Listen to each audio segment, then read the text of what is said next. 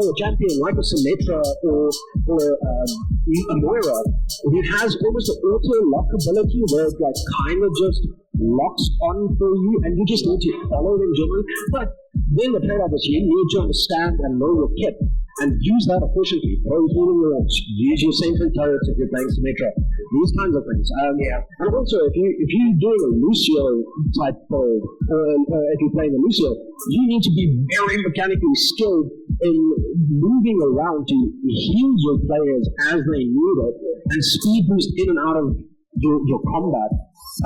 Because it's your job as the Lucio player to speed boost you in, keep you alive, and get you back out if you do need to retreat, or just to keep placing their box. If you give up any space, the game is all about space. If you don't take space or you give space away, you're putting yourself at a disadvantage. So you just need to keep on pushing, and it's a big thing again, just working as a team. Yeah, so press W, right? Press W. Press W and continue forward. Yep. Right, looks like we have our disconnected players back up, so hopefully the players are just fine-tuning their settings so we can get the first match started. It is 10:30 and we are ready to get this first match started here. Yeah, I'm very excited. We haven't done this together in a while. We haven't hosted a RGB Overwatch 2 competition in quite some time. Yeah, maybe 4 years. Maybe 3 or 4 years, yeah. Just after Overwatch 2 released. Yeah. That was the last one we did. It's going to be very interesting to see in the time since we last hosted one, what has changed. The last one was a banger. It was really, really good. Yes. It was really good, but I think apart from all the new additions to Overwatch 2 itself, in those 4 years, the esports community has changed so much and has improved so much, and it's been embraced so much, which is great to see. You know, in South Africa, that we can also embrace the esports culture and the esports community, and we've seen better quality players, not just better in terms of skill, but also better in terms of communication with the team, better in terms of sportsmanship and attitude and dedication and things like that, which is very exciting to see. And to see how that will apply to a game that is very near to our hearts would be really, really good to see today. Yeah, and like Shell mentioned about dedication and communication, sportsmanship, all of these things are not just in esports as a whole, but specifically in Overwatch. These are core aspects. You need good communication. You need good teamwork. But yeah, it's very interesting and very heartwarming to see how esports as a whole in our country has evolved and has improved. Absolutely. Boy, am I ready for this first match? Yeah, I'm very excited. Proud, are you guys excited? I think the players should be pretty nervous now. Yeah, definitely. I'm not quite sure what they're going to face up against, and not quite sure what they will be. I hope they know what their comps are. I hope these players have tasted and trialed a few things and did some practice. I hope to see some interesting gameplay. I hope that we get a good game. I hope that every game's good. I hope that the players have fun. I hope the crowd has fun. I know we're going to have fun. Yeah. Definitely. And yeah, if nothing else, we are going to have fun. Most certainly. What do you think is going to be the most played hero today?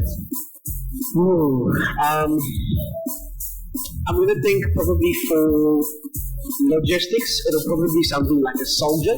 Yeah, soldier is going to be probably a very, very consistent pick, just because of the hit scan. The kid is very easy to understand. It is a reliable champ.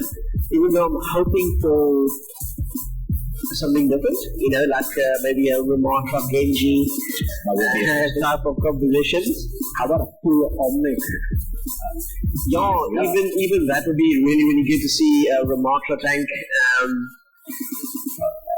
And then have a Bastion and a Genji, well, a Bastion and maybe even a Echo. so that you can attack from 2 fronts Yeah. from the high ground and just burn them down with bullets from the bastion, and then maybe a Zane for that damage boost from his Discord orb. Yeah. Yeah. Who do you have as your second healer? I can't recall another unlucky healer. I mean, if you're doing that composition specifically, it is predominantly towards your bunker style. So having a Lucio speed boost is not really going to be an optimal pick. I would say probably maybe even specifically if we're looking at this map, something like a Baptiste would be a really, really good pick for the high ground and that composition. It will support that bunker composition because of his invulnerability. In that bunker position will work really. Yeah, he's got a lamp. Lamp is the nickname for the invincibility field. Alright, so I want to give Joe and Charles a bit of a break. They've been talking a bit, and we are about to get things underway. We're just sorting out one technical issue here on our side. So, guys, if you are wondering what the students are playing for today, they are, of course, playing for some amazing prizes here at the event. You can also see the trophies and the medals that are being displayed for you on the edge of our stand. So if you're wondering what those trophies and medals look like, they are over on the edge of our stand. Please go and check them out. But there is some amazing prizes from EveTech up for grabs for these students as they are getting ready and loading to this match. Hopefully we've had a moment for our casters to take a sip of water and get themselves ready for this match. Casters, back over to you. Thank you very much, Yaku. Yeah, I hope we get the technical issues sorted. I know, the excitement is just building here at rAge 2025. Now, I know from a logistical point, it's always tough when you start to get everything rolling, but as soon as it gets rolling, it goes. So let's see. Yeah, let's see if we can sort this out quickly. Once we get going, I've got a feeling it's going to be fairly quick. But I do hope that we have one or two, maybe even a couple more of 2-3 round down to overtime. This is the team fight that wins. It's pure entertainment value. It's always so much fun to see. Yeah. I mean, that's always the hope is that we have, evenly matched teams to get the best quality out of, what you're looking at as a viewer online and what you're commentating on as a caster, giving the cues on the strategies that those teams are using, if they are, using strategies, which is the hope that we are having, is that they are very strategic in their approach to this, and it's not just, deathmatch running up, And I hope it's not like you said, a deathmatch, every man for himself. And just what I really hope to see is where the players don't just trickle in after dying. I really hope that we see regroups, we see players waiting for their team and advancing as a unit. Or even strategical jump into the pits. Yeah, to respawn with your team quickly. Especially if you are the losing side and you lost your team fight, it's advantageous for you to die as quick as possible so that you can get back with your team. Throughout all of that, yeah. But on the other side, if you are holding the point and you're the last guy alive, you really want to stay alive as long as possible. Because even if they contest it, your points are ticking up. Yeah. It doesn't just stay at a flat rate. You are still increasing constantly. So the longer you can stay on point, the better for you. But if you're on the losing side, get off, reset, go again. Quick as possible, prevent that ticker from climbing up all the way, and just win. Yep. Especially on matches like Oasis, there's very clear-cut choke points. Yes. And if you're losing that choke point, it is good to back off and go around and try and find another way in, or just create some space actually for you to come back, or their team to entirely, maybe dissipate a little bit, for you to try to reapproach that. Yeah, and always you can. Yeah. Alright, there we are. The teams are ready, settings are done, key bindings are correct, as well as the small technical difficulties have been sorted. I am going to ask these two teams, tell me, are you guys ready for this? Yeah. Ready to make history? Always. Alright, I like it. Okay, let's hear it. Quantum and breakers. Are you guys ready? Good to go. Alright, casters, you can take us away. Let's get this first match started. Alrighty, here we go. You're ready.